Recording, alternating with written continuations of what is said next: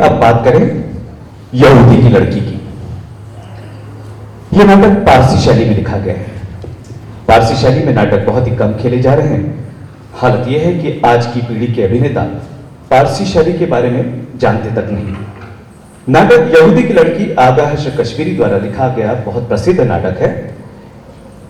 इस नाटक के माध्यम से आगा हर्ष कश्मीरी ने रोमनों द्वारा यहूदियों पर किए जाने वाले अत्याचारों को उभार कर धर्मांधता, सत्ता के अहंकार तथा मानवीय भावनाओं की विजय का बहुत ही खूबसूरत रूप प्रस्तुत किया है। आज जबकि सांप्रदायिकता अपनी चरम सीमा पर पहुंच गई है और सत्ता का दमन चक्र तीव्रतर होता जा रहा है, इस नाटक की प्रासंगिकता और अधिक बढ़ जाती है। निर्देशक की बात करें तो उबैदुल्ला खान के बारे में बताना चाहेंगे। सन 1980 से लगातार रंगमंच के क्षेत्र में सक्रिय बीवी कारन, बंसी कौल, अलकनंदन, लोकेश त्रिवेदी, संजय मेहता, मोहम्मद नजीर कुरैशी, जावेद जैदी आदि अनेक वरिष्ठ निर्देशकों के साथ नाटकों में अभिनय एवं कई कार्यशालाओं में भागीदारी।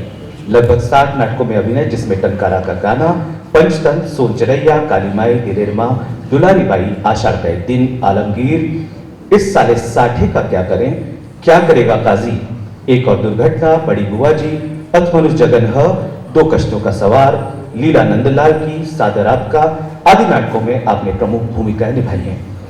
आपने कई टीवी सीरियल और फिल्मों में भी अभिनय किया है। वर्तमान में आप कारवां भोपाल से संबद्ध है।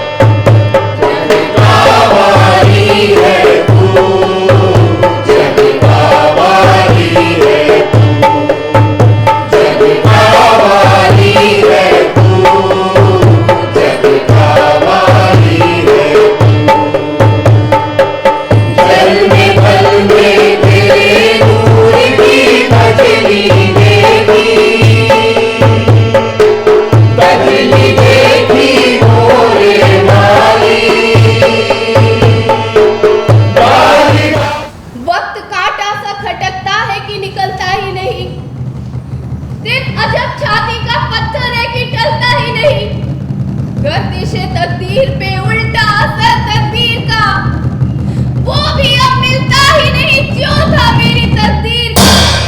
देखिए, पहले तो शहजादे ने मुझे देखते ही मुंह फेर दिया, मगर मैंने भी सामने से आकर उन्हें घेर दिया। सब तो जरूर खुश होकर मुझे पूछा होगा।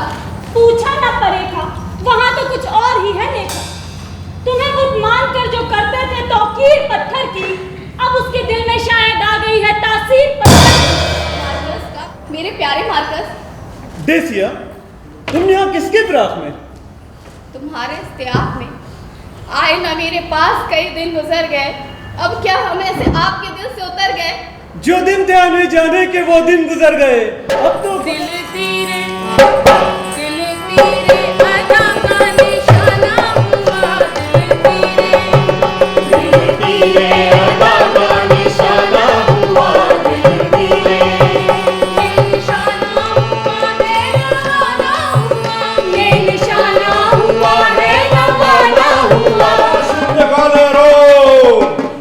तुमको ताजदार दीनी काउंसिल का हुक्म ढिंढोरे की बुलंद आवाज में सुनाया जाता है कि आज चूंकि रोमन देवताओं का मुकद्दस दिन है, इसीलिए रोम के कानून के मुताबिक हर जगह जश्न आम हो।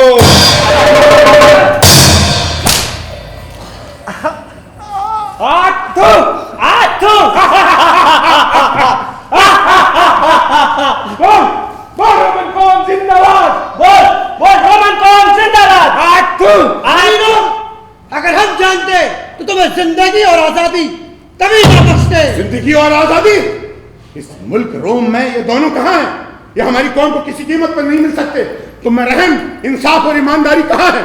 हमारी जिंदगी में कदम कदम पर जिल्लत, निदामत और शर्मिंदगी है। सजैरी चीज के चुन चुन के समझ तोड़े हैं, तुमने दिल तोड़े हैं, सबके जिगर तोड़े हैं। ऐसे जालिम हो कि कोई दो चार नहीं, सैकड़ों ना कोई अल्लाह के घर तोड़े।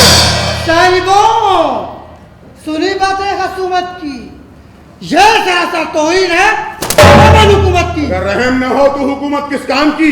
बेइंसाफ की बहादुरी किस नहीं कहना। कहूंगा। है सबने खाया मगर मंशिया ने लब तक ना लगाया। उसने फेंक दिया, ये क्या इसरार है? क्या मुखालिफ को दिया, क्या साहिबे की को दिया? हाय, हमने अपना दिल क्या दुश्मने दी को दिया? भाइयों, आहा, शहजादी बादशाह शौकत। कौन डेसिया मेरी बंगलेता, अब ऐसे में कहां भागूं, कहां चला जाऊं? जमीन फट जाए करे आसमान, तो मैं समझ जाऊं। ऐ निशाना वाला शाही, क्या है फरमाने शाही? खास कार है। कौन ये गुले बेकार है? गुलाम के कारखाने का कारीगर आज बुदाकार है। क्यों ना देख तो, इसकी सूरत प्यारे मार्केट से कितनी मिलती है? अफसोस ये मुझे इस वक्त पहचान जाए तो इस दिले दीवाना की बदौलत मेरी जान जाए। तुम्हारे पास 9 लाख का हार है? जी जनाबा, तैयार है। लाओ, मैं देखूं तो सही कि वो हार मेरे ईसा नफ्स मार्कस की सुराहीदार गर्दन की सजावार है। हाय कि तुम्हारे ख्याल बद है या नेक है? क्या तुम्हारा दिल और जुबान एक है? तुम नजर आते हो अक्सर मुझे घबराए हुए, फिक्र के बादल हैं तुम पर इस कदर छाए हुए। हाँ प्यारी, मैंने भी इसलिए तुम्हें यहाँ आने की तकलीफ दी है। जो तुम्हारी आंखों पर तिलिस्मी पर्दा डाल रखा है, उसे उतार कर साफ खुले लफ्जों में अपनी हकीकत आश्कारा कर दूं। राहिल, जब तक सितार के तार आपस में मिले रहते हैं, तभी तक उससे दिल बहलाने वाला सुरीला नगमा पैदा होता है।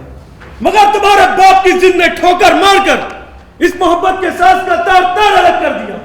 अब इस टूटे हुए सांस से दोबारा मोहब्बत का जमजमा पैदा होना मुहाल है।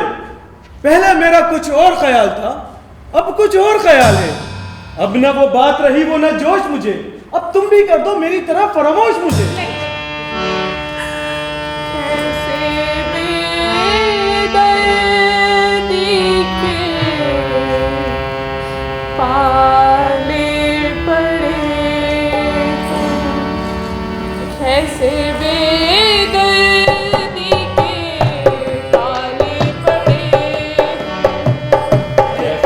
मुसीबत जरूर। अजरा, खुशामदीद। गालिबन, तुम हार मेरी मर्जी के मवाफी के तैयार करके लाए होगे। खादिम ने कोशिश तो इसी बात की है। यकीन है हुजूर आलिया देख के बहुत पसंद फरमाएंगी और खुश नवाई मिजाज का सर्टिफिकेट अता फरमाएंगी।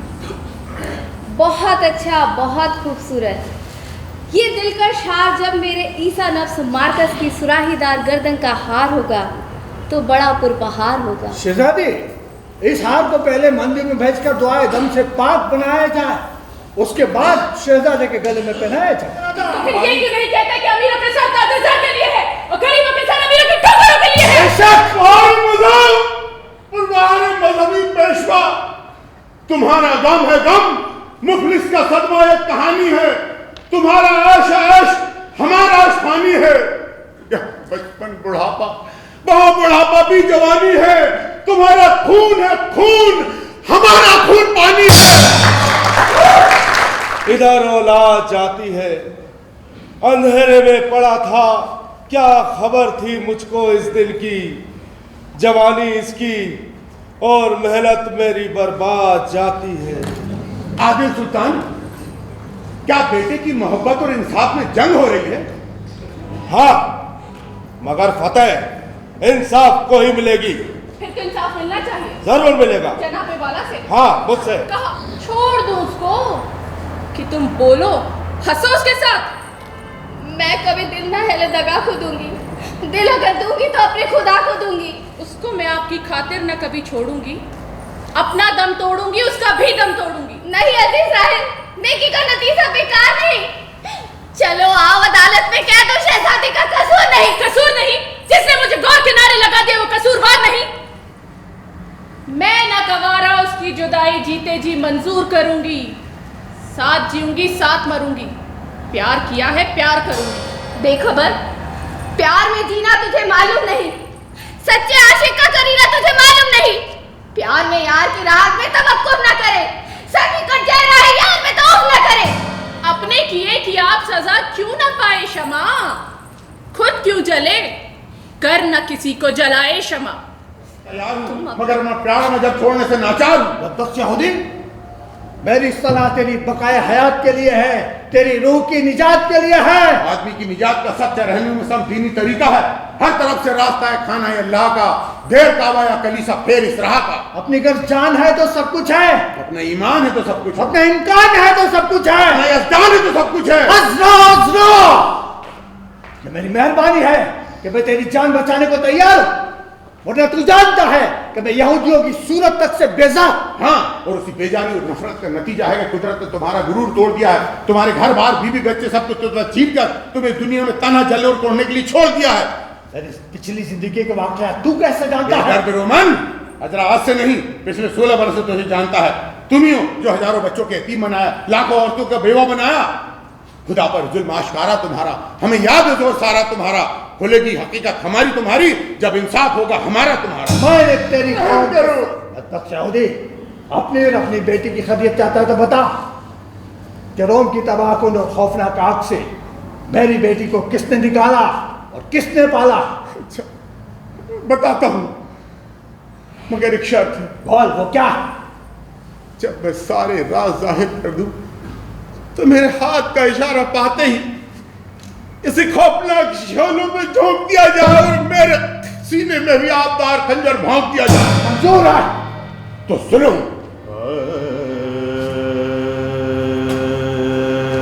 मेरे पिछले सारे कसूर माफ कर, मेरी तरफ से अपने दिल को साफ कर। मेरी 16 बरस की कमाई, जा बेटी अपने बाप के दिल को ठंडक पहुंचा।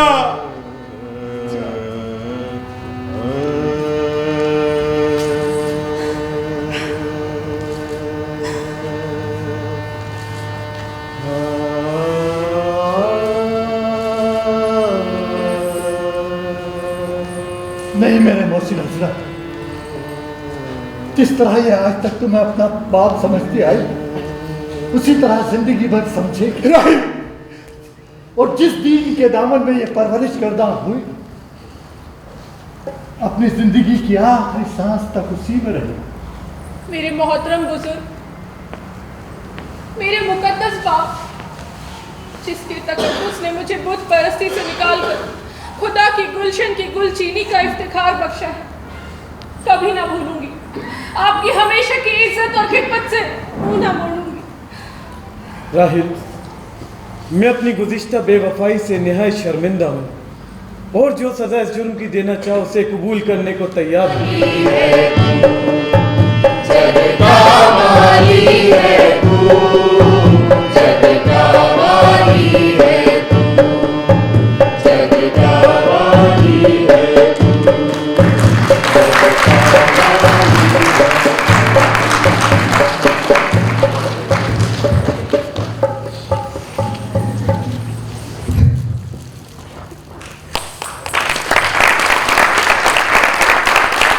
और मैं जयंत जी से दरख्वास्त करूंगा कि आज के नाटक के निर्देशक उबैदुल्ला खान साहब को ये पेश करें।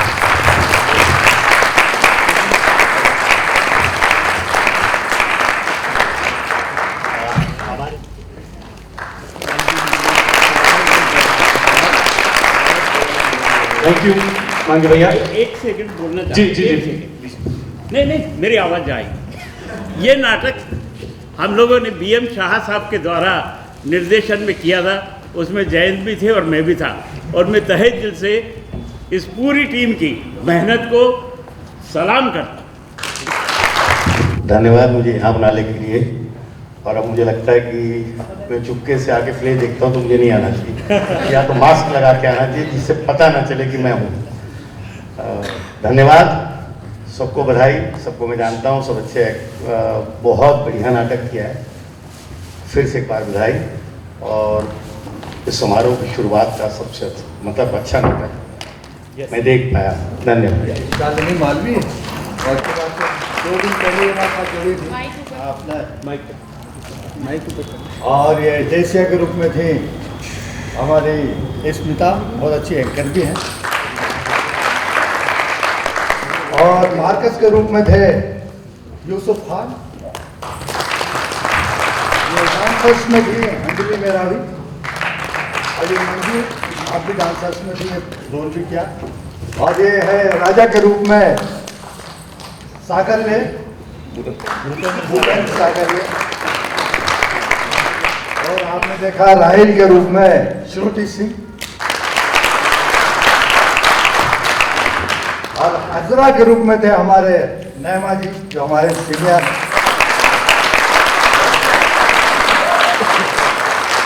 कनिष्क जावेद खान,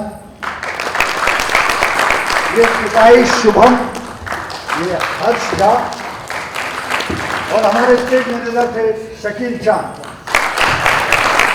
और इस नाटक की जान थे हमारे music director Surendra Wankhede.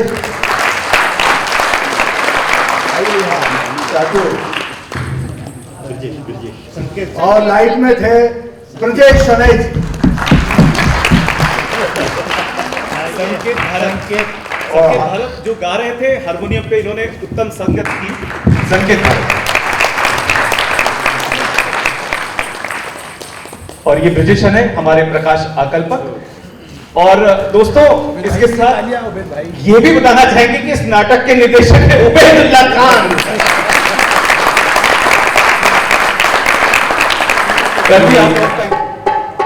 Certificates क्या है? तो अगर एक लाइन की बात करें तो ये नाटक इस चीज पर बात करता है कि यदि शीरी फरहाद, लैला मजनू, अनारकली और सलीम आज के समय में मोहब्बत करते होते तो उनका अंदाजे बयान क्या होता। बहरहाल इस बारे में हम ज्यादा बात नहीं करेंगे क्योंकि हम नाटक देखना चाहते हैं। इस नाटक में मंच पर जो कलाकार आपको दिखाई देंगे उनके नाम क्रमशः इस प्रकार: सलीम, नजीम खान, अनारकली दिव्या शुक्ला, गुंजन सिंह, अनुराग केशरी, मुद्दा अमित श्रीवास्तव, बादशाह अजय केशरी, नेता कल्याण सिंह, बशीर टेलर और सिपाही 2 नरेंद्र कुमार, रंगकर्मी और गमगीन अमित यादव, सिपाही 1 हरिनारायण पांडे, गीत कोरस नजीम खान, अनुराग केशरी, अमित श्रीवास्तव, हरिनारायण पांडे, कल्याण सिंह, दिव्या शुक्ला, नरेंद्र कुमार। मंच पर प्रकाश परिकल्पना सुजय घोषाल, मुख्य गायक और संगीत अमित यादव, संगीत संचालन और ढोलक राकेश कुमार सिंह, रूप सज्जा संजय चौधरी, वेशभूषा श्रीमती गीता केशरी, मंच सज्जा नरेंद्र कुमार, अनुराग केशरी, अमित श्रीवास्तव, नजीम खान, हरिनारायण पांडे, गीत दीपक ठाकुर अजनबी, नाट्य लेखक अख्तर अली, परिकल्पना और निर्देशन अजय केशरी, प्रस्तुति आधारशिला रंगमंडल प्रयागराज। नाटक प्रस्तुति प्रारंभ हो इसके पहले बहुत जरूरी सूचना, कृपया अपने अपने मोबाइल स्विच ऑफ ये नाटक ही नहीं है, आईना है, जो भी है सच है। ये नाटक ही नहीं है, आईना है, जो भी है सच है। ये नाटक ही नहीं है, आईना है, जो भी है सच है। रंगमंच की दुनिया में आप सभी का स्वागत है। जिस प्रकार विज्ञान का चमत्कार मोबाइल है, उसी प्रकार कला का चमत्कार नाटक है। यह नाटक जिसका नाम मोहब्बत के साइड इफेक्ट है, एक हास्य नाटक ही है। लेकिन महज एक हास्य नाटक ही नहीं है, इसमें पात्रों के नाम सलीम, अनारकली वगैरह वगैरह रखे गए हैं। ऐसा सिर्फ मंच की सहूलियत को देखते हुए किया गया है। यदि पात्रों के नाम बदल भी दिए जाएं तो क्या फर्क पड़ता है? महत्व इस बात का नहीं है कि कौन बोल रहा है, महत्व इस बात का है कि वह क्या बोल रहा है और क्यों बोल रहा है। जो लोग इस बात को समझ गए उनके लिए ये नाटक एक दुखान नाटक साबित होगा। हमारा ये नाटक अधूरे दृश्य, बिखरी भाषा का ये नाटक है, जिसे आप जैसे समझदार दर्शक देखकर ही मुकम्मल करेंगे। हमने इस नाटक में कुछ प्रसिद्ध रचनाओं के अंश व गीत भी सम्मिलित किए हैं जो हमारी विचारधारा से मेल खाते हैं। सोचिए, कल्पना कीजिए कि लैला मजनू, शीरी फरहाद, सलीम, अनारकली यदि आज के इस दौर में मोहब्बत कर रहे होते तो उनका मोहब्बत अंदाजे कैसा होता। तो आइए हम सब मिलकर देखते हैं मोहब्बत के साइड इफेक्ट। अरे सुनो तो, अनारकली, अरे अनारकली, अरे सुनो भाई, अनारकली, मैं तुमसे बेपनाह मोहब्बत करता हूँ। शहजादी, कनीज पहले आपके कागजात देखना चाहती है। आखिर कैसे तुम्हें अपनी मोहब्बत का सबूत दूं? पहले तो आप अपनी नागरिकता का सबूत दीजिए, और वैसे भी प्यार तो अब जिंदगी में सेकेंडरी हो गया है। अनारकली, बस एक बार मेरे दिल में झांक कर देख लो। बाप रे बाप, जब से आपके दिल में झांक कर देखी हूँ मैं बहुत सहम सी गई हूँ। ये सब छोड़ो, मेरे सवाल का जवाब दो। मैं तुमसे मोहब्बत नहीं कर सकती। क्यों नहीं कर सकती? क्या कमी है मेरे अंदर? मैं तुम्हारी हर ख्वाहिश पूरी करूंगा, तुम्हारे कदमों में दौलत की ढेर लगा दूंगा। हाँ, बस कभी विंडो वाली सीट मत मांगना। मुझे पता था, मुझे अच्छे से उसी बीच मेरे बाइक की ऑटोमेटिक बटन दब गई, और फिर किसी ने मेरे फेवरेट बाइक पे ही हाथ साफ कर दिया। अल्लाह का शुक्र है हुजूर। अरे बाइक तो मिल जाएगी, बस आपके कानों में दर्द नहीं होना चाहिए। वैसे भी सुनने का काम तो आपका है भी नहीं हुजूर। कागजात दिखाओ, और तुम ही बताओ कि कहाँ से लाओ ये कागजात। शहजादे, इतना टेंशन लेने का नहीं। अरे कोई भी कागज दिखा दो, देखने वाले को पढ़ना नहीं आता। क्या बात कर रहे हो? अरे बिल्कुल सही कह रहा हूँ हुजूर। ये लोग तो बात बात पर मैरिज सर्टिफिकेट भी मांगते हैं। भले ही मियाँ बीवी में 10 साल से बातचीत बंद हो, इन्हें तो बस कागजात चाहिए। हालात सुधारने में इनकी दिलचस्पी है ही नहीं। अरे पर ये शहजादे मरहूम राशिद खान का सलाम कबूल करें। मिस्टर मुर्दे, हमारी मीटिंग चालू हो उससे पहले यहाँ के नियम कायदे जान लो। तुम्हारे सामने सत्ता है, लिहाजा ध्यान रहे कि ऊंची आवाज में बात ना करें, नजरें मिलाकर बात ना करें, हवा में हाथ लहरा कर बात ना करें, न सत्ता से सवाल करें न सत्ता को जवाब दें। जिंदा रहने का 25 साल का और मुर्दा हो जाने का 20 साल का शानदार अनुभव है। आपके मौत की वजह? इश्क में नाकामयाबी है। तो क्या आप भी आशिक थे? जी हाँ, आशिक था, लेकिन नाकामयाब आशिक। नाकामयाबी की वजह? दिल शाद था के फूल खिलेंगे बहार में। उन दिनों मैं माँ की बात सुन लेता तो ये नौबत ना आती। अच्छा, क्या कहती थी आपकी माँ? जब सुना ही नहीं तो बताऊं क्या। ये कब्रिस्तान की आखिर समस्या है क्या? मामले की असल वजह यह है कि सरकार ने हम कब्रिस्तानियों की तरफ ध्यान नहीं दिया, वरना आज या नौबत ना आती। आप बेफिक्र रहे, आप मर गए हैं तो क्या हुआ, हम तो अभी जिंदा है ना। हमें अपनी समस्याएं बतलाएं। हमारे समस्याओं की एक लंबी लिस्ट है।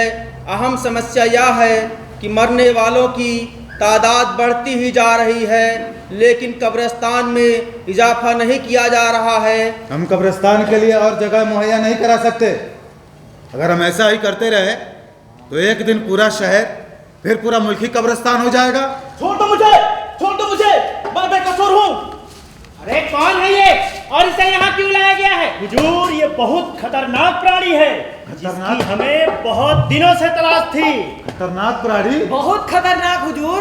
शेर, भालू, डायनासोर से भी खतरनाक हुजूर। अरे भाई, दाऊद, जवाहरी ला दे। हुजूर, उससे भी ज्यादा खतरनाक। अरे तो फिर है तो? हुजूर, ये रंगकर्मी है, रंगकर्मी। बाबा रे बाबा, रंगकर्मी?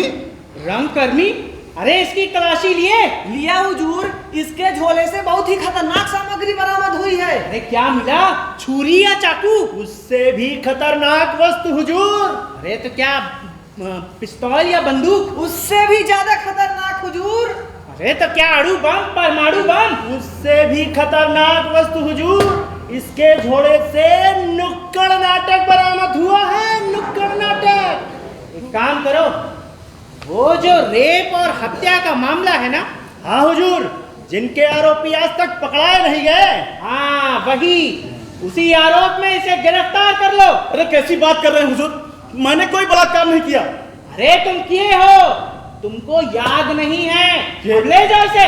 ये आप ठीक नहीं कर रहे हुजूर, मैं बेकसूर हूँ, मैं बेकसूर हूँ। ए चल अंदर चल, 2-4 लट पेलेंगे ना तो सब याद आ जाएगा। चल। हुजूर, आप मेरी बातों को छोड़िए, आप तो अपनी मोहब्बत का जश्न मनाइए और जल्दी से इन बातों को खत्म करें हुजूर, जहां पना के आने का समय हो रहा है। हाँ तो कहिए आशिक मरहूम, हम आशिक हैं, आप आशिक थे। यानी हम कजिन आशिक हैं। मेरे को अपनी मोहब्बत के दिनों की और बातें बतलाएं। आपके पास भी खजाना है, मेरे पास भी खजाना है। आपके पास खजाना है? कहाँ है, किधर है, किस चीज का है? आंख में आंसुओं का खजाना है, जुबा पर यही तराना है। तेरी दुनिया से होके मजबूर चला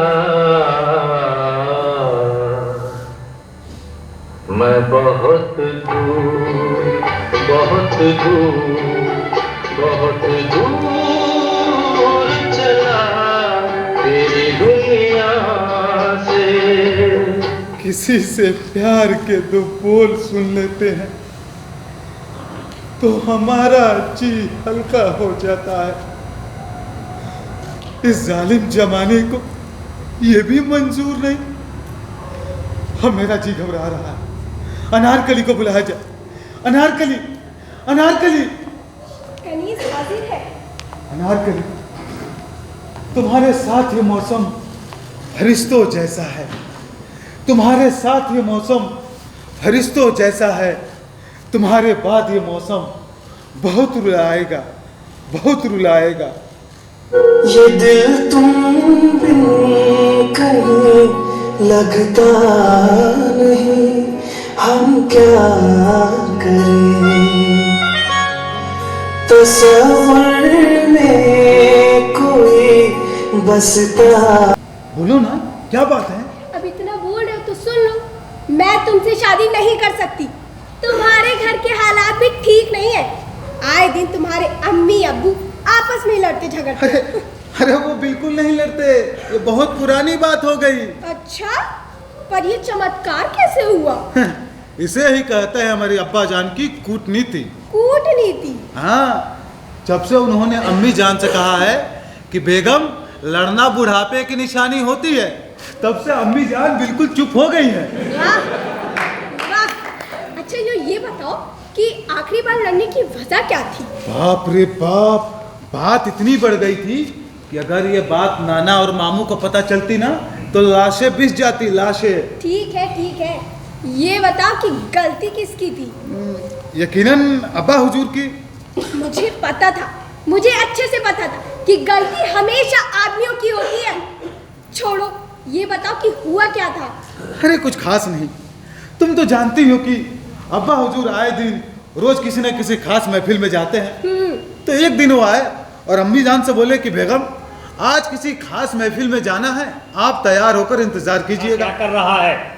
हुजूर, ये मरहूम राशिद मियाँ हैं। इन्हें हमने कब्रिस्तान का मसला सुलझाने के लिए खास तौर से कब्र से बुलवाया है। इनसे कहो अभी ये बाहर बैठे, वक्त पर इन्हें बुलवा लिया जाएगा। आप अभी बाहर बैठिए, हम आपको बाद में बुलवाते हैं। अब्बा हुजूर, मैं आपसे कुछ अर्ज करना चाहता हूँ। चलिए, ये राज दरबार है, यहाँ मुल्क के मसले हल किए जाते हैं, घर के बच्चों की जिद नहीं सुनी जाती। लेकिन खामोश। दुर्जन सिंह, हमने बशीर टेलर को 3 दिन पहले बुलवाया था, वो आज तक क्यों नहीं आया? हुजूर, बशीर मियाँ तो काफी उदास चल रहे हैं। अरे सुना है कि आजकल वो किसी से मिलते जुलते भी नहीं। उदासी का सबब? अब ये तो उनका कोई निजी मामला है हुजूर। फिर भी हम जानना चाहेंगे, क्योंकि बशीर टेलर एक शाही टेलर है। हम जानते थे हुजूर कि आप जानना चाहेंगे, इसीलिए तो हमने बशीर मियाँ को पहले ही उठवा लिया है। अगर आपकी इजाजत हो तो उन्हें दरबार में हाजिर करूं। इजाजत है। बशीर मियाँ को दरबार में हाजिर किया जाए। जी हुजूर। दिल तोड़ दिया। गोया कि आप भी मोहब्बत में मुब्तला है। आप जानते हैं कि मोहब्बत के साइड इफेक्ट किस कदर खतरनाक होते हैं। किसी की याद में आपने हमको भुला दिया, वरना हम आपका ही गला कटवा देते। गुस्ताखी माफ हुजूर, पर मेरे दिल की हालत भी तो समझिए। वजीर मियाँ, मोहब्बत के दुश्मनों से दिल की दास्तां नहीं सुनाई जाती। आप जिन्हें मोहब्बत का फरिश्ता समझ रहे हैं ना, असल में ये नफरत के सौदागर हैं। करीम, जवान को लगाम दो, वरना हम भूल जाएंगे कि आप हमारे बेटे हैं। आप भूल चुके हैं, मेरा बेटा होना भूल चुके हैं और अपना बाप होना भी भूल चुके हैं। आपको सिर्फ तख्त याद है, ताज याद है, सल्तनत याद है। हम पहले कुछ सरकारी मसले निपटा लेते हैं, फिर हम तुम्हारी भी बात सुनेंगे। लेकिन खामोश। अच्छा मर गए? हाँ मर गए हुजूर, मर गए। लाहौल बिला, यानी मेरे 1 करोड़ का नुकसान। जब्बार मियाँ, तुम क्या जानो 1 करोड़ की कीमत क्या होती है। इस मुल्क में 1 करोड़ से सरकार बदल जाया करती है। लेकिन एक बात मेरी समझ में नहीं आई, तुम लोगों को इतना मरने की जल्दी क्यों रहती है बे? हैं? मैं कहता हूँ कि वोट देकर नहीं मर सकते थे, साले मरने के लिए मरे जा रहे हैं। अरे वोट दे देते, मैं जीत जाता, सत्ता हाथ में आ जाती, फिर इत्मीनान से मरते। नहीं मुझसे कहते कि मुझे मरना है, क्या तुम्हारा छोटा सा काम ना करते? बिल्कुल करते। हमारे कार्यकर्ता इतने तरीके से, इतने स्टाइल से, इतने कलात्मक ढंग से मारते कि बार बार मरने को दिल करता। क्या करूं साहब, हम लोग अनपढ़ आदमी हैं, इतना ज्ञान हमें कहा। अगर आपकी तरह होशियार होते तो गलत समय में बिल्कुल न मरते, और जो भी प्राण लेने आता साफ साफ कह देते, जाओ भैया अब तो चुनाव बाद ही आना। लेकिन जो हो गया सो हो गया हुजूर। थोड़ा सफेद कपड़ा मिल जाता तो अपने बाप को कफन दे देता हुजूर, कफन। या अल्लाह, तुम लोगों को समझाना ना बे बड़ा मुश्किल काम है। तुमको समझाना हाथी को चड्ढी पहनाने जैसा है? जानता है जो कपड़ा तुमसे मांग रहा है जब्बार भाई, वो कपड़ा तुझको दे दूंगा, क्या होगा? मिट्टी में मिल जाएगा। और उसी कपड़े का बैनर बना दिया ना तो क्रांति आ जाएगी, क्रांति। अब तू सच्चे देशभक्त की हैसियत से बता कि मुझे से सच्चे देशभक्तों को क्या करना चाहिए? अब मैं क्या बताऊं हुजूर, इतनी ही समझ होती तो इलेक्शन के दिनों में बाप को मरने देता। अब तो चुनाव खत्म होते ही अपने और बीबी बच्चों के लिए हुजूर 6 कफन लेके रख लूंगा हुजूर। क्या बात है, बाप के मरते ही बड़ा जिम्मेदार हो गया रे। सुन जब्बार भाई, मेरी बात सुनो, तुम अपने बाप को बिना कफन के दफन कर। सुनो तो, चुनाव के बाद तुम्हारे बाप को कब्र से निकाल कर धूमधाम से कफन दफन किया जाएगा, ये मेरा वादा है। अरे हुजूर, मेरी मजबूरी समझिए। चल चल निकल यहाँ, चल। बाप मर गया हुजूर। अबे बोला ना, निकल यहाँ से। एक कफन का सवाल है हुजूर। अब चल हट, बहुत हो गया, चल। एक कफन का टुकड़ा दे दे बाबा, मेरे बच्चे दुआ देंगे हुजूर। निकल हराम यहाँ से। वो सब तो दंगों में मारे गए लोग हैं। अरे आप तो जानते ही हैं कि हमारे देश के दंगे कितने हाईटेक होते हैं। मिनटों में सैकड़ों लाशें बिक जाती हैं। अब इतनी लाशों के शिनाख्त करने के लिए ना ही हमारे पास स्टाफ है और ना ही इतने मुर्दों को कफन देने के लिए हमारे पास बजट। इसीलिए हुजूर, ऐसे लोगों को जो जिस हाल में हैं उन्हें वैसे ही दफना कर हम मामले को रफा दफा कर देते हैं। ये किस दंगे में मारे गए लोग होंगे और उन दंगों की वजह क्या थी? हुजूर, पिछले 10 साल में हमने दंगों के क्षेत्र में रिकॉर्ड तरक्की की है। अब तो हम दंगों के मामलों में इतने सक्षम हो चुके हैं कि अब हम दंगों के वजह के जरा भी मोहताज नहीं। हम तो दंगे रच के बाजार में छोड़ देते हैं। दुनिया वाले उसमें अपने हिसाब से अलग अलग वजह जोड़ते रहते हैं हुजूर। कई बार तो दंगे सिर्फ इस वजह से हो जाते हैं क्योंकि बहुत दिनों से कहीं पे कोई दंगा नहीं हुआ होता। खामोश। लेकिन चुप। लेकिन जनाब मरहूम राशिद मियाँ, आपको तो बाकायदा सूट में दफन किया गया है, ये क्या मामला है? नहीं नहीं हुजूर, ये जो सूट आप देख रहे हैं ये मेरा नहीं है, बगल वाली कब्र के मुर्दे से उधारी मांग कर लाया हूँ। दे ही नहीं रहा था, फिर रात में 2 घंटे मालिश करने के वादे पर दिया है और कहा है भाई जरा जल्दी आ जाना, अगर तेरे आने के पहले कब्र के फरिश्ते हिसाब लेने आ जाएंगे तो शर्मिंदगी हो जाएगी। यानी आपको भी? नहीं नहीं, मेरा मामला तो इन सबसे ज्यादा बुरा है। मुझे मेरे घर वालों ने नया सफेद झक कफन पहनाकर दफन किया था, नए कपड़े पाकर मैं बहुत खुश था, लेकिन लोग दफना कर अपने अपने घर पहुंचे ही थे कि रात के 12 बजे 3 चोर आए, मेरी कब्र के पास आकर रुके, मेरी कब्र खोदने लगे, फिर उन्होंने मेरा नया सफेद झक कफन चोरी कर लिया।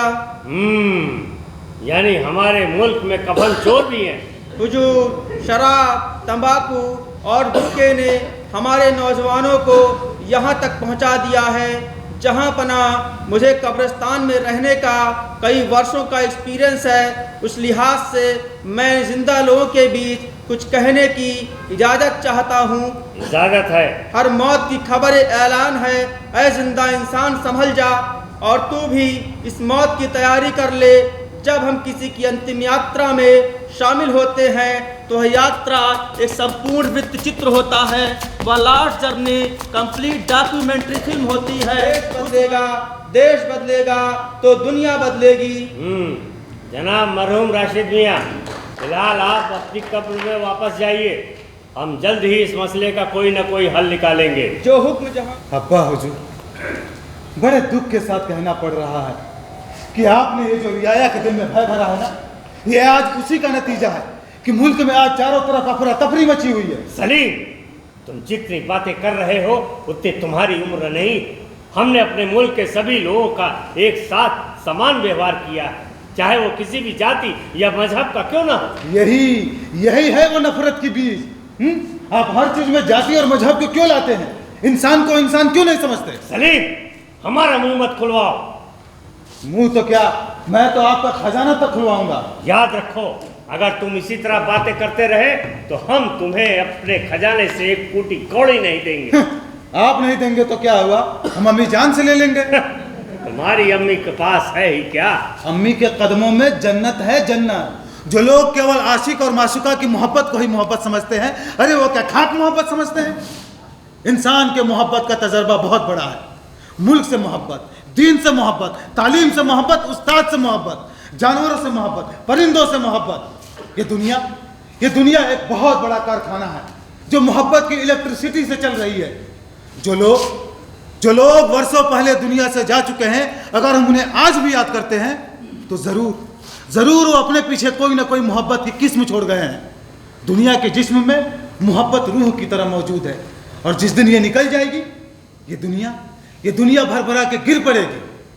सलीम, क्या मोहब्बत इतनी ताकतवर होती है? यकीनन। अनारकली, कहिए शहजादी। अनारकली, आओ हम दोनों मिलकर इस दुनिया को सुधारते हैं। यह ज़मीन की बीमारी है, इसका इलाज करने कोई आसमान से नहीं आएगा। नफरत के कीटाणु मोहब्बत के दवा से ही ठीक होंगे।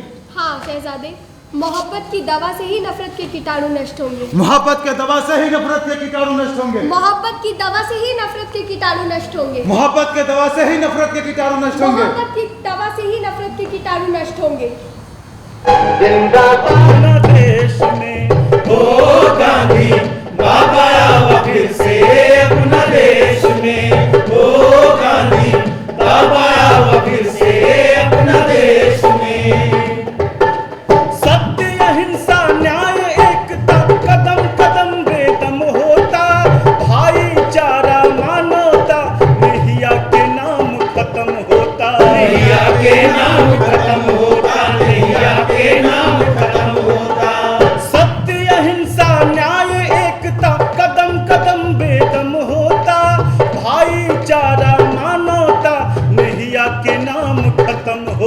नैया के नाम खत्म होता, नैया के नाम खत्म होता। तोहरा सपना के तोहरा सपना के भारत बाकलेस में गांधी बाबा आवा फिर से अपना देश में। ओ गांधी बाबा आवा फिर से अपना देश में। ओ गांधी बाबा आवा फिर से अपना देश में। भ्रष्टाचारी महंगाई अपराध के फूल फुलाइल बा, चौराहे पर खड़ा राही अपन राह भुलाइल बा। अपन राह भुलाइल बा, अपन राह भुलाइल बा। भ्रष्टाचारी महंगाई अपराध के फूल फुलाइल बा, चौराहे पर खड़ा राही अपन राह भुलाइल बा। अपन राह भुलाइल बा, अपन राह।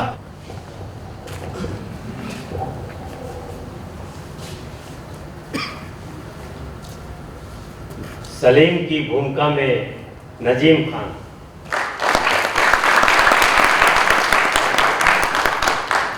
अनारकली की भूमिका में दिव्या शुक्ला, दुर्जन सिंह की भूमिका में अनुराग केसरी, मुर्दे की भूमिका में अमित श्रीवास्तव,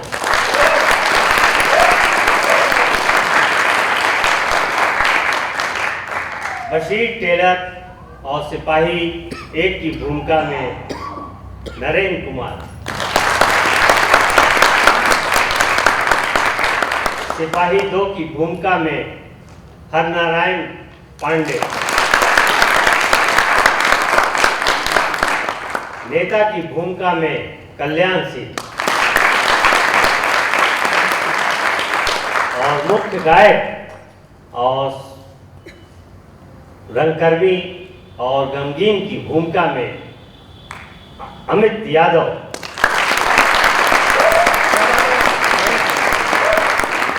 मैं मंच के पीछे से लोगों का परिचय कराता हूं। संगीत संचालन और ढोलक राकेश सिंह,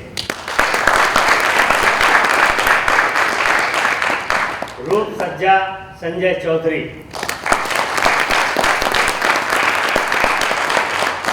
संचालन सुजाय घोषाल।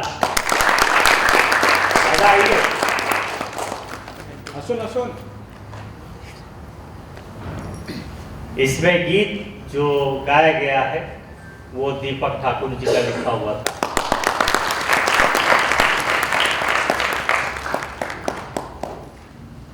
ये नाटक अख्तर अली जी का लिखा हुआ है और बादशाह की भूमिका व निर्देशन मैं यानी अजय केसरी।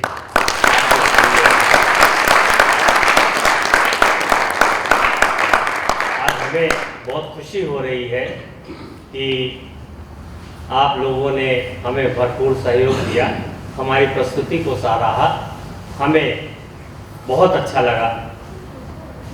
हम प्रयास करेंगे कि हम कारवां संस्था को अपने यहाँ भी ऐसी प्रस्तुति के लिए आमंत्रित करें और हम हृदय से उनका आभार प्रकट करते हैं कि उन्होंने हमें यहाँ आने का प्रदान किया।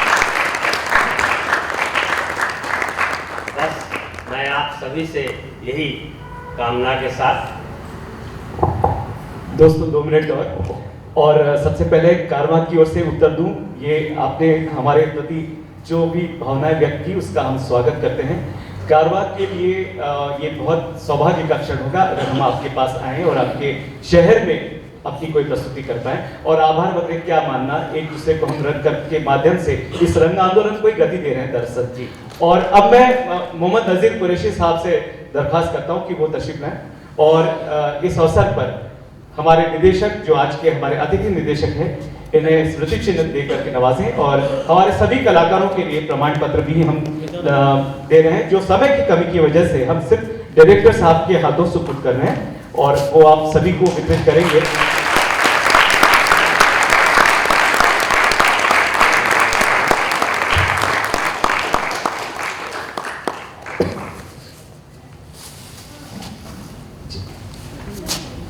ये सभी कलाकारों के लिए प्रमाण पत्र। और आप लोग बुरा ना मानेंगे, मैं जानता हूँ समय की कमी है, दर्शक हमारे लिए हैं, और मैं नजीर साहब से दरख्वास्त करता हूँ कि 2 शब्द। बहुत कुछ नाटक के बाद बोला नहीं जाता, जो बोलना था वो आप लोगों ने बोल दिया, टीम ने बोल दिया।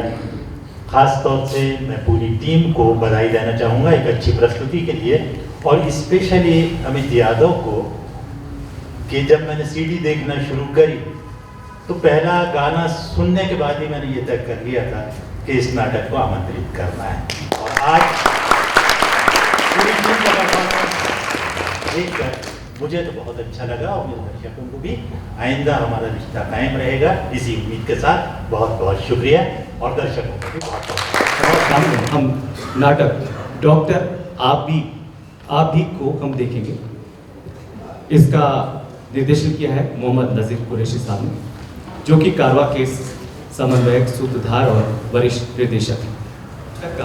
आप जानते हैं कि ये मराठी का प्रसिद्ध नाटक है डॉक्टर तुम्हें सुद्धा, अजय दळवी का ये लिखा हुआ है, और इसका हिंदी में अनुवाद किया है श्रीमती भानुमति सिंह ने। कारवा के लिए ये खुशकिस्मती की बात है कि आपने हमारे द्वारा मंचित तीसरे नाटक का ये अनुवाद हम आपका पेश कर रहे हैं। इसके पहले हम डंक और मत्स्यगंधा इन दोनों नाटकों का प्रयोग कर चुके हैं, और वो भी श्रीमती भानुमति सिंह के ही द्वारा किए गए थे। एक बार तालियां भानुमति सिंह जी के लिए। और हमारी रंगकर्मी सहयोगी कारवा की सदस्य श्रुति सिंह से अनुरोध है कि श्रीमती भानुमति सिंह को मंच पर सादर निभा कर रहे।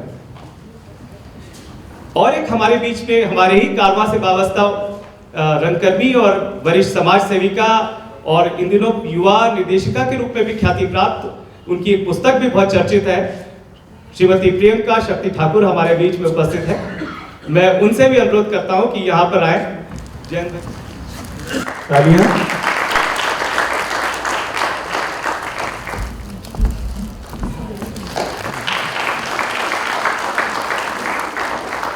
हम कारवा के वर्ष से एक्चुअली कड़ी शुरू की है विश्व सम्मान की, और हमें बहुत खुशी है विश्व सम्मान 2022 से श्रीमती भानुमति सिंह को सम्मानित किया जा रहा है।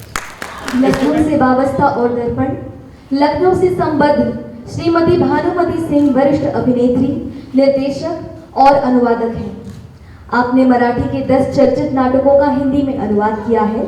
इनमें से 4 मत्स्यगंधा, डंक, आखिरी सवाल और मुझे कुछ कहना है प्रकाशित हो चुके हैं, तथा डॉक्टर आप भी प्रकाशन के मार्ग पर है। कारवा भोपाल श्रीमती भानुमति सिंह को रंगमंच में उनके उल्लेखनीय योगदान के लिए वर्ष 2022 के भीष्म सम्मान से सम्मानित कर हर्ष और अपार गौरव का अनुभव करता है।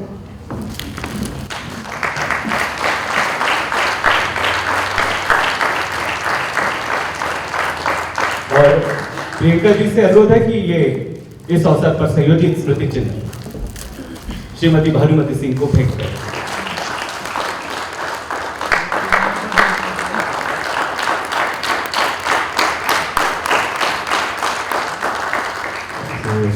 कुछ ही देर में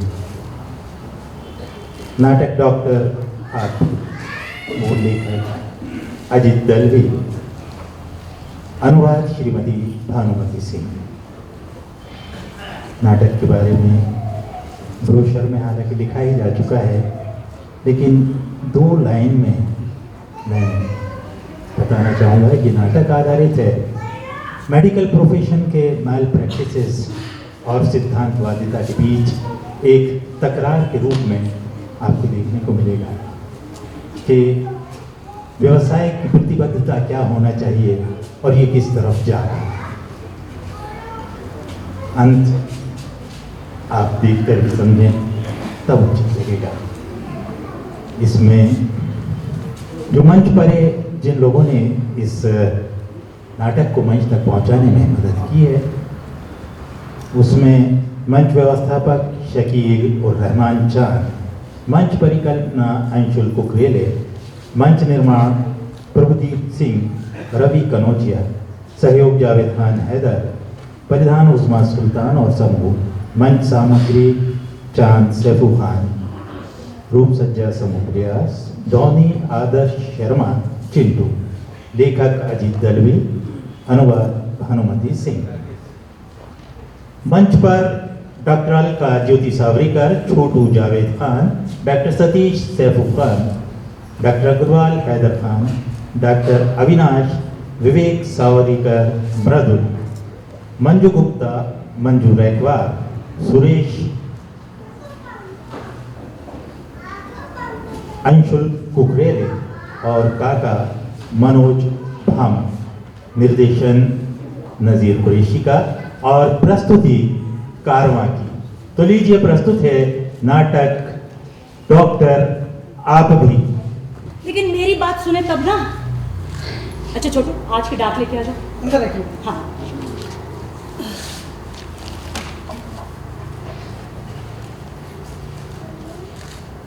ये लीजिए। हाँ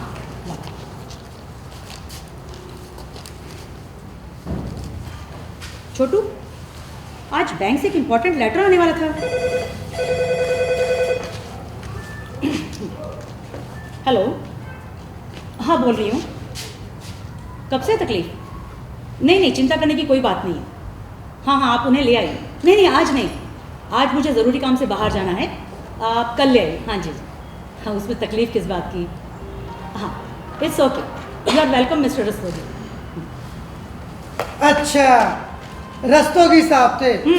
कहा होगा कि आपको तकलीफ दे रहा हूँ। अभी तो ठीक है, नहीं तो रात के 12 बजे फोन लगा के बोलेंगे कि आपको तकलीफ दे रहा हूँ। कोई बात नहीं छोटू, कोई जानबूझ के फोन थोड़ी ही करता है। लेकिन मैडम, रस्तोगी साहब करते हैं। कोई और है मैडम? हेलो, नहीं डॉक्टर साहब नहीं है। नहीं, वो प्राइवेट प्रैक्टिस नहीं करते। हाँ, उनकी ओपीडी रहती है मंगलवार को। आप उन्हें मेडिकल कॉलेज में दिखा दीजिए। जी, it's okay. Chhotu ji ma'am. आज मैं, डॉक्टर सतीश और डॉक्टर अग्रवाल हम लोग म्यूजिक कंसर्ट जा रहे हैं, ठीक है? लेकिन किसी का फोन आए तो ये मत बता देना, क्योंकि डॉक्टर्स का एंजॉय करना। बाहर गए हैं। लेकिन उनकी गाड़ी तो बाहर खड़ी हुई है। देखिए मैडम, डॉक्टर सतीश के साथ कुछ जरूरी काम से बाहर गई हैं। डॉक्टर साहब तो होंगे उनके हस्बैंड, मुझे उन्हीं से मिलना है। देखिए आप कल आइए, मैडम आपको कल मिलेंगे। और ऐसे कौन? अकेले में आपसे कुछ बात करना चाहती हूँ। समझा छोटू, प्लीज आइए, यहाँ जाइए। बोलिए क्या बात? डॉक्टर साहब, वो क्या है कि मुझे ना बच्चा नहीं हो रहा है। इनफर्टिलिटी या क्या कहते हैं आपकी भाषा में? समझा। कितने साल हो गए आपकी शादी को? 4 साल हो गए। एक काम करते हैं, मैं मैडम का अपॉइंटमेंट दे देता हूँ।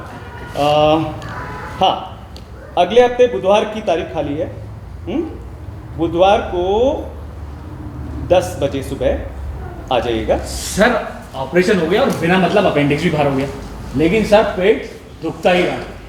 फिर सर उसे दूसरे डॉक्टर के पास ले जाएगा। दूसरा डॉक्टर तो देखते ही शुरू हो गया। अच्छा हुआ आप टाइम पर ले आए, अगर आधा घंटा देर हो जाती तो केस हाथ से निकल जाता। थैंक्स गॉड, अब आपको चिंता करने की कोई जरूरत नहीं है। मैं हूं ना, अभी ऑपरेशन करके अपेंडिक्स बाहर निकाल लेता हूँ। सर, पेशेंट ने कहा डॉक्टर साहब मेरा अपेंडिक्स का ऑपरेशन हो चुका है। तो ये डॉक्टर आश्चर्यचकित होकर कहता है, रेयर केस, हजारों में एक ऐसा आदमी होता है जिसे 2 अपेंडिक्स होते हैं। गॉड गिफ्ट, निकाल ही देता हूँ। सर, उसका दूसरा ऑपरेशन हो गया और दूसरा अपेंडिक्स भी बिना मतलब बाहर हो गया, लेकिन पेट सर दुखता ही रहा। सर, फिर उसे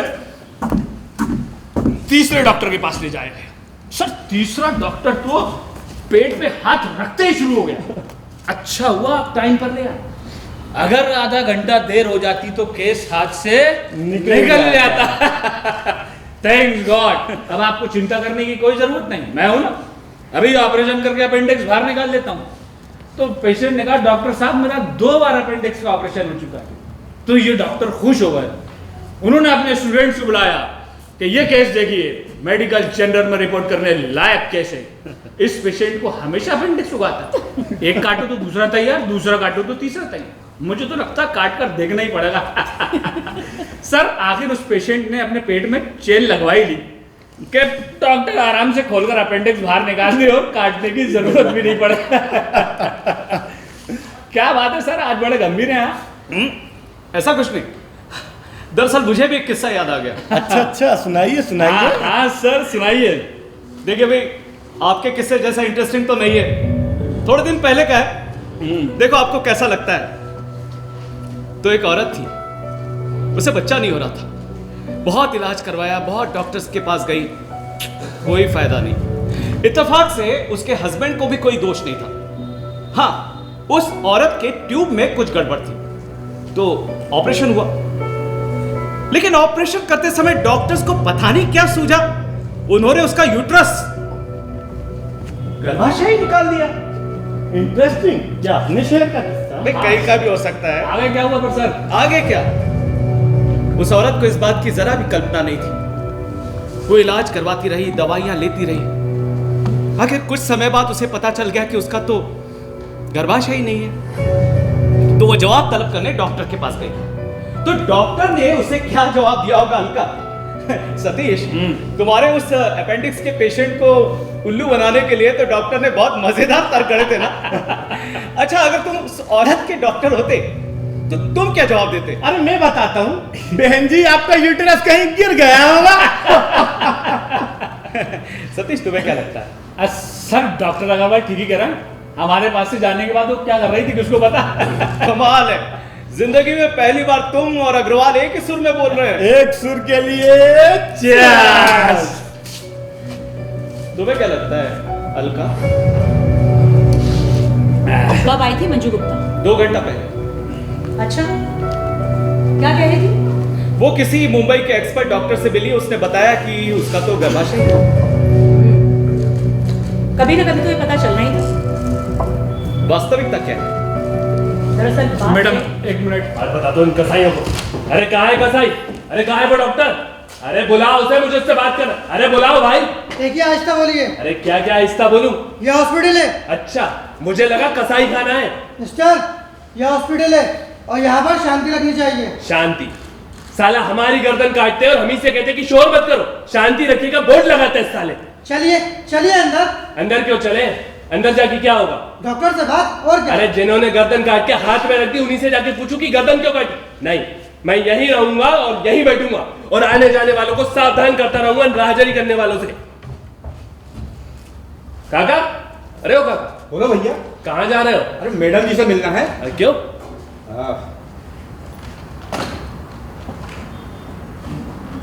बेटी? हाँ, मेरी बेटी का चेकअप कराना है, वो पेट से है। बेटी से प्यार नहीं करते क्या? अरे यहाँ क्यों ले आए हो? अरे अगर चाहते हो बेटी ठीक ठाक रहे हो, डिलीवरी नॉर्मल हो जाए, अरे तो ले जाओ यहाँ से कहीं। अरे ले जाओ। माफ करो महाशय, मेरी सारी बेटियों का इलाज इसी हॉस्पिटल में मैडम के हाथ हुआ है और मुझे मैडम पर पूरा विश्वास है, समझे? समझाओ उसे। अरे काका, वही तो समझा रहा, मैं समझ कर रहा। अरे मिस्टर, फोन नीचे रखिए। अरे रुकिए आप। ये क्या कर रहे हैं आप? अरे रुकिए, अपॉइंटमेंट? अजी कैसी अपॉइंटमेंट? अरे दिवाला निकल गया इस हॉस्पिटल का। अरे पेशेंट सब चले गए, यहाँ कोई नहीं है। ठीक है, तो इसके बदले आप लोग क्या चाहते हैं हमसे? इसका मतलब अब आप हमें खरीदना चाहते हैं? सुरेश जी चिल्लाइए मत। देखिए, डॉक्टर सतीश के कहने का ये मतलब नहीं था। हम आपकी नुकसान भरपाई करना चाहते हैं, है ना? अब आपको क्या चाहिए? कुछ ना कुछ तो हमें देना ही पड़ेगा, है ना? देना तो पड़ेगा ही, और सजा आपको मिलनी ही चाहिए। तभी आप किसी और की जिंदगी से खेलने से पहले 2 बार सोचेंगे। मंजू, तुम्हारा गर्भाशय तो गया, लाख, कम से कम 1 लाख। सुरेश जी, सुरेश जी वाजिब बात कीजिए, तभी आगे सोचा जा सकता है। क्या मैं कुछ ज्यादा मांग रहा हूँ? हाँ, मेरे हिसाब से 10,000 ठीक है। हम लोग इतना ही दे पाएंगे। 10,000? नुकसान भरपाई सिर्फ 10,000? वाह डॉक्टर साहब। और डॉक्टर आप भी? सुरेश जी, अब क्या करें? हम सिर्फ इतना ही दे पाएंगे बस। डॉक्टर साहब, आप देख रहे हैं लोग क्या कह रहे हैं? अरे आप कुछ कहते क्यों नहीं? सारा वक्त बर्बाद करके रख दिया। चलो मंजू, जब वकील की नोटिस आएगी तब इन लोगों को पता चलेगा। देख मंजू, तूने ही कहा था पुलिस कंप्लेंट करने से पहले एक बार इन लोगों से बात कर लेते। अब देख क्या कीमत दे रहे हैं ये लोग तेरी वेदनाओं की। अरे आपको एक औरत की तकलीफ समझ में नहीं आती, उसके ऊपर क्या बीत रही है। बांझ औरत की परिवार में क्या इज्जत रह जाती है आपको मालूम नहीं? मैडम, आप पहले औरत हैं, फिर डॉक्टर।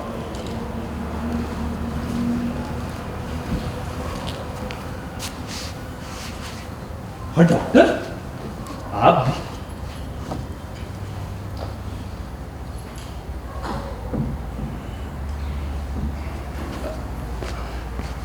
तो 10,000 फाइनल? ना आपका ना मेरा, 75,000, लेकिन मैं उससे नीचे नहीं आऊंगा।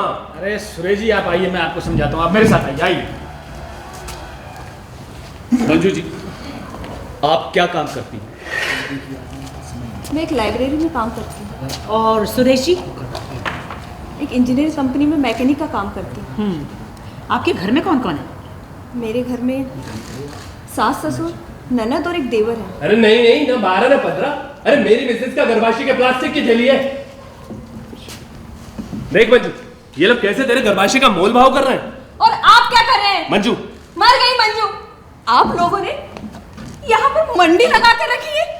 मंजू, मैं सब किसके लिए कर रहा हूँ? तुम्हारे लिए ही ना? हाँ, मेरे लिए। पहले मैं भी यही सोचती थी, लेकिन डॉक्टर डर गए। ये देख के तो आपका लालच बढ़ गया। नसीब मेरा, उन्होंने तो सिर्फ मेरा गर्भाशय ही निकाला है। आपने तो इनके साथ मेरा सौदा ही कर दिया। मर गई मंजू, अब कहां से आएगी? क्यों? मंजू जी, देखिए हमसे गलती हुई है, लेकिन ये सब अचानक हो गया। देखिए मैडम, अगर आप अपनी गलती पहले मान लेती तो मुझे बहुत अच्छा लगता, लेकिन अब बहुत देर हो चुकी है। मतलब अब तुम क्या करोगी? मैं क्या करूंगी? इसका डर है आपको? मेरा क्या होगा या मुझे कैसा लगेगा, इसकी चिंता आपको बिल्कुल भी नहीं है। 10,000 या 1 लाख, उससे मेरा क्या होगा? मुझे मेरा बच्चा चाहिए, मेरा अपना खून, जो आपके पैसों से मुझे नहीं मिलेगा।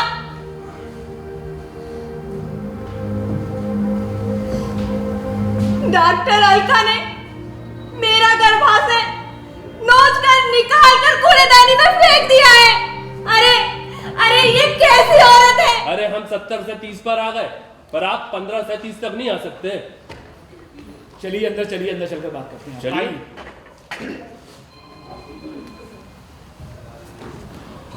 आइए बैठिए।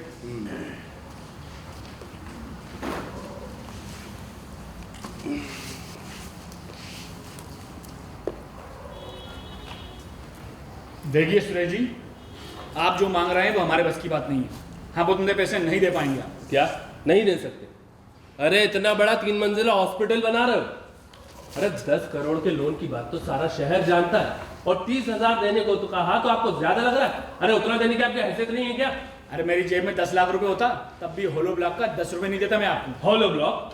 मेरी मिसेज का गर्भाशय का होलो ब्लॉक है। आई एम सॉरी, लेकिन मैं 15,000 से ज्यादा नहीं दे पाऊंगा। आपको लोन का रुपया दिखाई देता, लेकिन हॉस्पिटल में जो मशीनरीज आ रही हैं उन पर करोड़ों का इन्वेस्टमेंट है। वो सुनिए, ये जो आप मुझे सुना रहे हैं किसके लिए और क्यों? ये लोन का पैसा आप किसके दम पे वापस करेंगे? पेशेंट्स ना? अरे पेशेंट्स को चूना लगा के बिल्डिंग खड़ी कर रहे हो। अगर मैंने अपना पुलिस केस वापस नहीं लिया ना, तो आपके बिल्डिंग प्लान्स सब ताश के पत्तों की तरह बिखर जाएंगे। आप जैसा समझ रहे हैं ना, वैसा कुछ नहीं होगा। हमारा हॉस्पिटल शहर का सबसे बड़ा हॉस्पिटल होगा। यहाँ सारी नई और आधुनिक मशीनें होंगी। आपको क्या लगता है आपके केस करने से हमारे यहाँ पेशेंट नहीं आएंगे?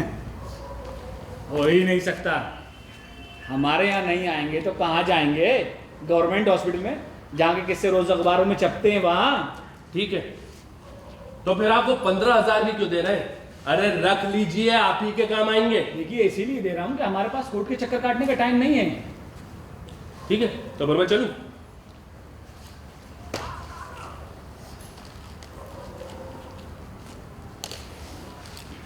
अरे सतीश जी सुनिए ना, मेरा मतलब था कि मैं क्यों आप बड़े लोगों की बदनामी करूं।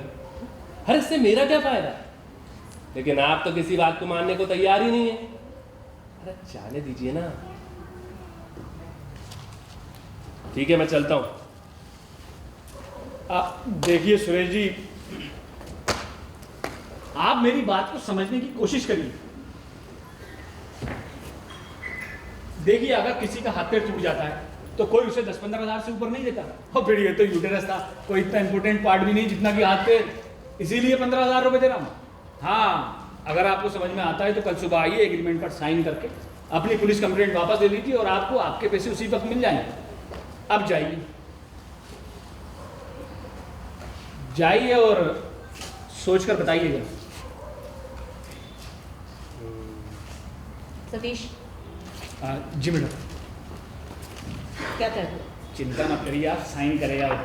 उससे कहना एग्रीमेंट पर आज ही साइन होते हैं, उसके और उसकी बीवी के भी। क्यों? आज क्यों?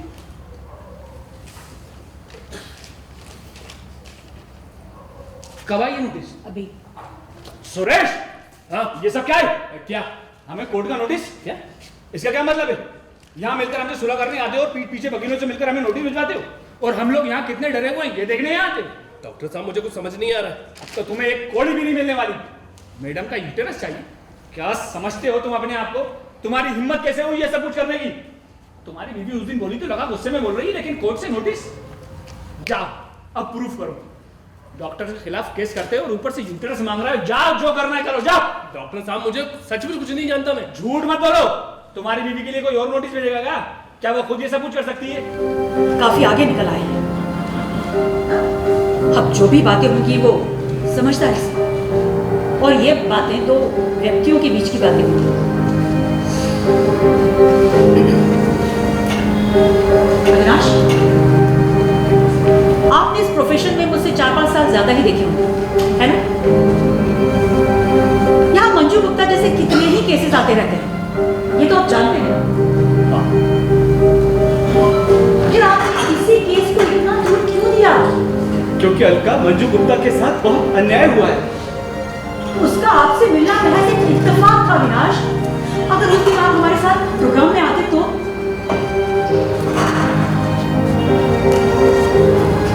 जिंदगी का इतना बड़ा निर्णय एक्सीडेंट से घटी किसी एक घटना पर तो निर्भर नहीं करता ना अविनाश।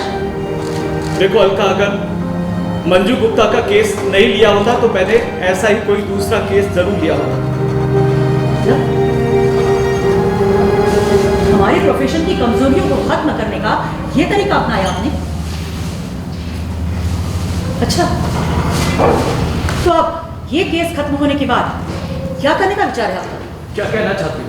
नहीं मतलब, मेरे खिलाफ एक ये केस जीत लेने से इस प्रोफेशन की सारी कमजोरियां तो खत्म होने वाली नहीं। फिर आप क्या करेंगे? जॉब छोड़कर फुल टाइम यही काम करेंगे? हॉस्पिटल्स में जाकर इस तरह के केसेस इकट्ठा करेंगे या वहां की फाइल्स उठाकर? अभी इस बारे में सोचा नहीं। ओह, तो मतलब सिर्फ यही एक मेरा केस है ना? नहीं, ऐसा नहीं। यदि ऐसे दूसरे केसेस आए तो उन्हें भी मैं जरूर देखूंगा। मतलब मेरा केस एक टेस्ट केस, एक एक्सपेरिमेंट। यस, ऐसी कोई बात नहीं अलका। वही पूछ रही हूँ आपसे। इस तरह की प्रैक्टिस के खिलाफ क्रूसेड शुरू करोगे? अरे क्रूसेड एक बहुत बड़ा शब्द है अलका। मैं तो एक अदना सा आदमी हूँ। तो फिर अदने से आदमी इस लफड़े में पड़े ही क्यों? अगर इतनी बड़ी जिम्मेदारी लेने की हिम्मत नहीं है, अगर इस केस को अंजाम नहीं दे सकते, तो फिर ये प्रयोग ही क्यों?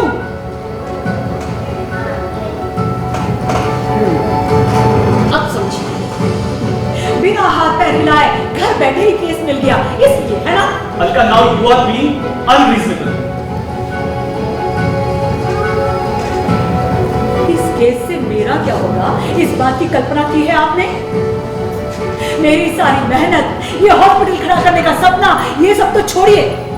अगर मेडिकल काउंसिल इस बात को सीरियसली लेगा तो मेरी प्रैक्टिस करने पर भी रोक लगाई जा सकती है। इस बात की जानकारी है ना आपको? हाँ। फिर भी आपने ये निर्णय लिया? अब कभी ना कभी तो रिस्क उठानी पड़ेगी ना अलका। और अगर वैसा हुआ तो मैं तुम्हारा साथ दूंगा। साथ देंगे मतलब क्या करेंगे? मेरे दुख में सहभागी होंगे? क्यों? मैं ये हॉस्पिटल देखूंगा। वाह, मतलब पहले पर काट के फिर सहारा देने का तमाशा करोगे? हाँ, मैं सिर्फ ये कहना चाहता हूँ कि मैं तुम्हारी तकलीफ में तुम्हारे साथ रहूंगा। तुम्हें मेरी तड़प नहीं दिखाई देती? झूठे झूठे ये सब।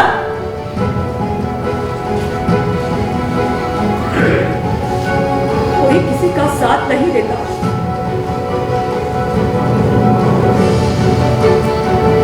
बालकनी में जाकर सिगरेट पे 4-5 कश लगाने और पेन किलर खाने को तड़प कहते हैं, तड़प नहीं। मेरा तो घर से बाहर निकलना मुश्किल हो गया। संडे पार्टीज का मुझे कभी भी अट्रैक्शन नहीं था, लेकिन सोशल कॉल्स करना भी मेरे लिए मुश्किल हो गया है। इस बेंच के सामने आने से पहले ये हाल है, तो केस शुरू होने पर क्या होगा इस बात की कल्पना की है आपने? अरे और डॉक्टर्स का छोड़िए, लेकिन सतीश और अग्रवाल को भी फेस करना मुश्किल हो गया मेरे लिए।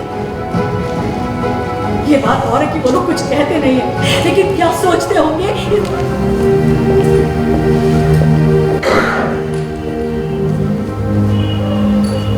नमस्कार मैडम जी।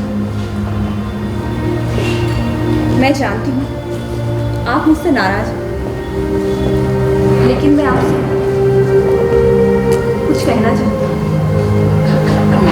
मेरी वजह से आप दोनों पति पत्नी के संबंध बिगड़ रहे हैं, और मैं ये नहीं चाहती कि मेरी वजह से आप लोग अलग हो। तुम्हें उससे कोई मतलब नहीं। तुम जो कहने आई हो वो बोलो।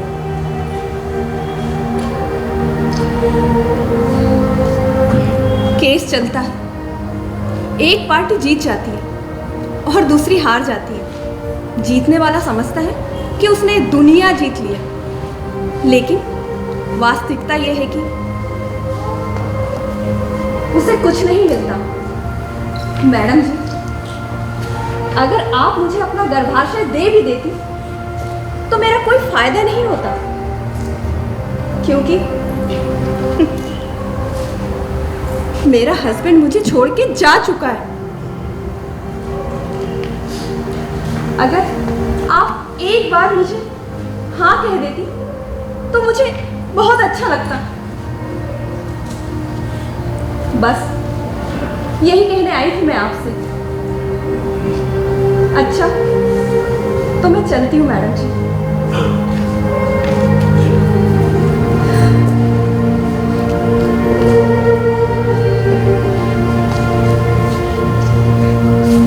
नमस्ते।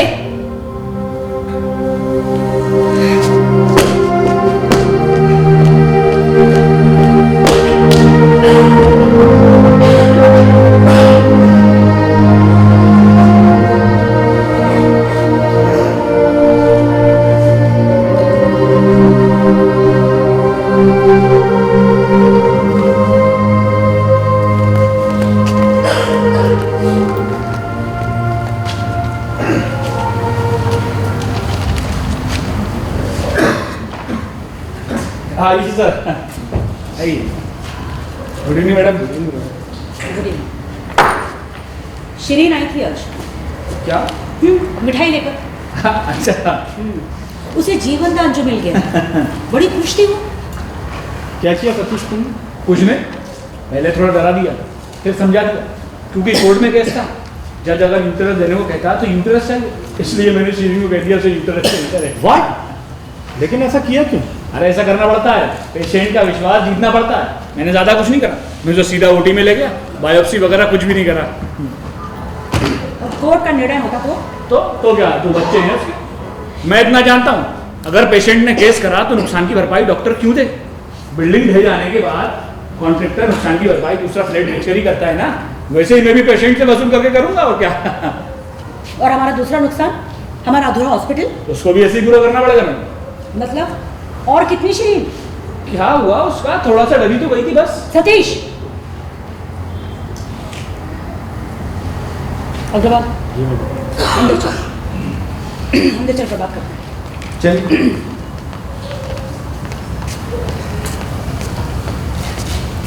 सतीश वो मेरी पुरानी पेशेंट है, उसकी दोनों डिलीवरीज मैंने की हैं। कितना विश्वास है उसका मुझ पर। अरे कितनी खुश थी वो, खुशी से नाच रही थी, तुम्हें दुआ दे रही थी कि तुमने उसकी जान बचा ली। और उस वक्त मैं शर्म से अग्रवाल, हमें इस हॉस्पिटल का प्लान छोड़ना पड़ेगा। क्या मैडम? लेकिन क्यों मैडम?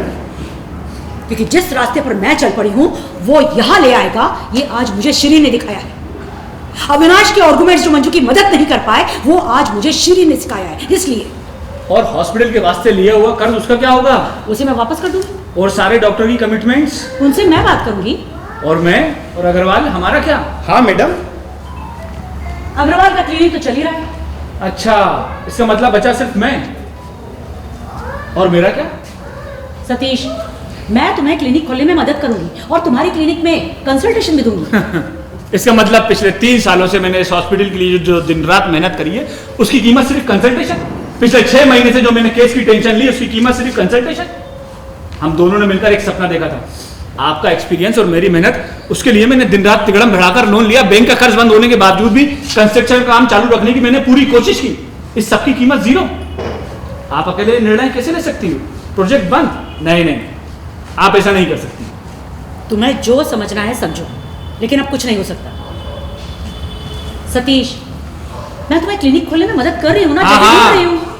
और मैं वहां अपना छोटा सा दवाखाना सजाऊं, 2 छोटे से रूम में 4 खाट डालकर बैठ जाऊं प्रैक्टिस करने? क्यों? I am here for bigger things.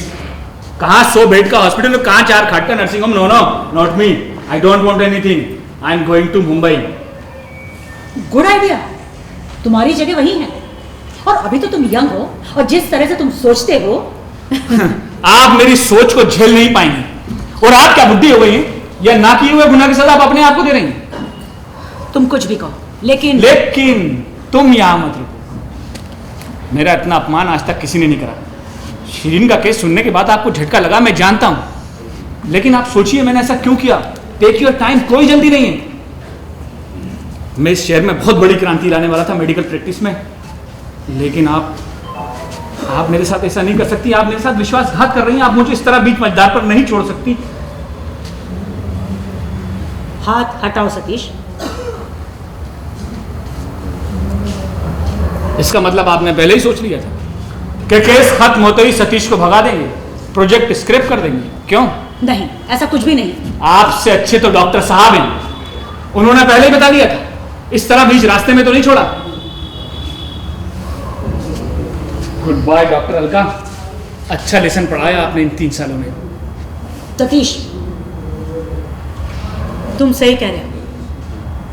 हम प्रोजेक्ट बंद कर रहे हैं, लेकिन तुम्हें कहीं जाने की जरूरत नहीं। अब क्या रखा है यहाँ रुकने के लिए?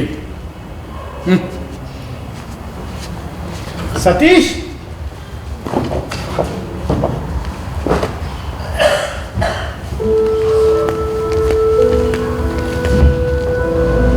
आपको बहुत बड़ी जिम्मेदारी संभालनी है। मैं आपको रोकूंगी नहीं, मैं भी आपके मिशन में आपके साथ हूं। अलका, यह हॉस्पिटल तुम्हारा है, तुम्हारा इस शहर में अपनी फील्ड में बहुत बड़ा नाम। मुझे पूरा विश्वास है तुम सब कुछ पहले की तरह ठीक कर लोगे। अपनी खोई हुई प्रतिष्ठा, अपनी रेपुटेशन वापस पा लोगे। जरूर।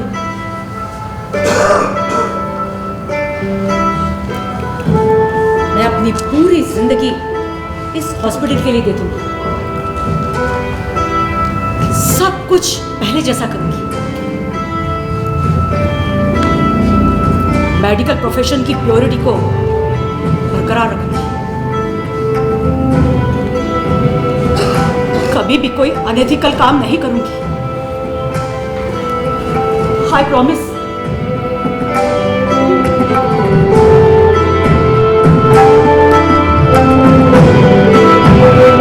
All the best.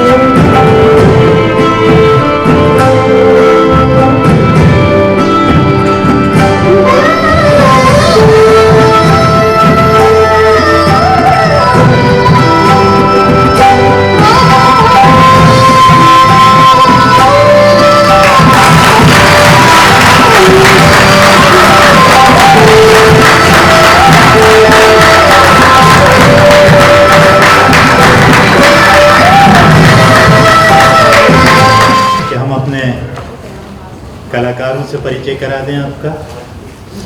और उसके पहले जो 3 दिनों के हमारे समारोह में आपकी भागीदारी रही। सबसे पहले मैं उसके लिए आप सबका आभारी हूँ, बहुत बहुत आपका धन्यवाद अदा करता हूँ, शुक्रिया अदा करता हूँ कि हमेशा की तरह कारवां का प्यार, कारवां के लिए भोपाल वासियों का प्यार बना रहा।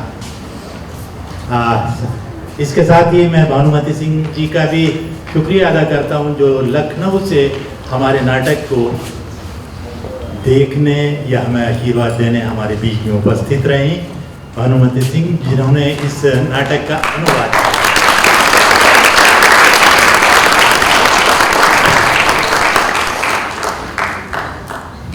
अब मैं कलाकारों से और परिचय करा दूं। काका मनोज भामा, सुरेश गुप्ता, अंशुल कुकरेले, और अंशुल ने ही आज का ये सेट डिज़ाइन किया था अपने साथियों के साथ इसे।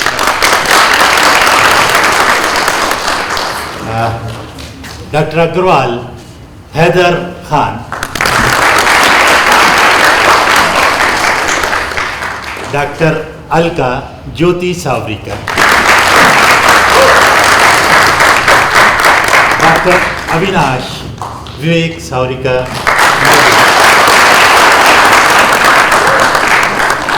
और डॉक्टर सतीश चलते पुर्जे, खान, मंजू गुप्ता, मंजू रैकवार का कैरेक्टर, और मंजू गुप्ता का कैरेक्टर कर रहे हैं। छोटू जावेद खान, लाइट पर हमारे साथी ब्रजेश अने थे, और इसके अलावा जो हमेशा हमें फोटोग्राफी में सहयोग देते हैं विजय रोहतगी, ये, और वीडियोग्राफी हमारी संजय व्यास जी। और इस नाटक में आमतौर से जो कारवां से जुड़े लोग हैं उन्हें पता होगा कि विवेक गीत लिखते हैं और हम लोग लाइव म्यूज़िक किया करते हैं, लेकिन इस नाटक में लाइव म्यूज़िक की गुंजाइश नहीं थी, तो हमने जो म्यूज़िक के इफ़ेक्ट्स लिए हैं वो आपके दामाद ने लिए हैं। आदर्श शर्मा, चिंटू।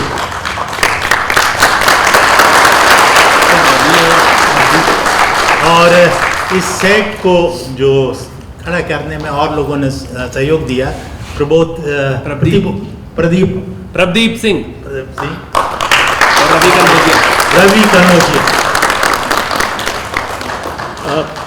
और गोस विदाउट सेइंग, इस नाटक को खूबसूरती से इस मंच तक लाने का जिम्मा जिन्होंने बहुत खूबसूरती से निभाया वो हमारे मोहम्मद नजीर कुरैशी। शुरू में एक जल्दबाजी में हमसे एक खता हो गई थी, उसकी अब दुरुस्ती कर लेते हैं। उबैदुल्ला खान साहब कारवां की तरफ से आए और हम हर निर्देशक को जो इस मंच से प्रस्तुति करता है उसे हम पुष्पगुच्छ देकर के सम्मानित करते हैं। तो ये रवायत है तो हम वो चालू रखेंगे। उबैद साहब नजीर कुरैशी जी को पुष्पगुच्छ भेंट करेंगे और वो हम सब आर्टिस्ट की ओर से ही ये सम्मान है, ऐसा मानते हैं।